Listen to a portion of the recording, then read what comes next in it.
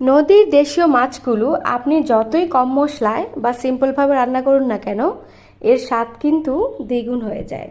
তাই তো আজকে খুবই অল্প মশলায় আর অল্প সময়ে ট্যাংরা মাছের রেসিপি নিয়ে চলে আসলাম। তাহলে চলুন দেখে নিই। তো আমি প্লেটে মাছগুলো নিয়ে নিলাম।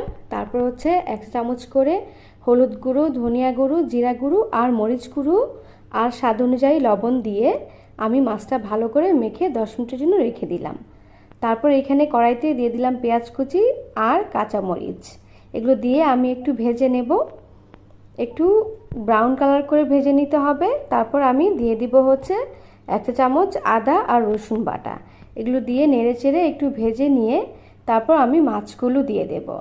মাছগুলো দিয়ে আমি একটু নেড়ে চেড়ে 2-3 মিনিটের জন্য ভালো করে ভেজে কষিয়ে নেব।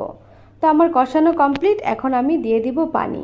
এইখানে কিন্তু আমি সেই বাটিটা ধুয়ে দিয়ে দিয়েছি যেখানে মাছগুলো আমি মেখে রেখেছিলাম, যেন সব মশলাগুলো মাছে চলে আসে। এখন আমি জিরা গুঁড়ো দিয়ে কিন্তু আমার রেসিপি কমপ্লিট।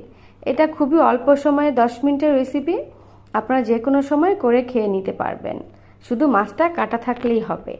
এটা কিন্তু খুবই মজার একটা রেসিপি, সবাই একবার হলেও কিন্তু ট্রাই করবেন। আল্লাহ হাফেজ।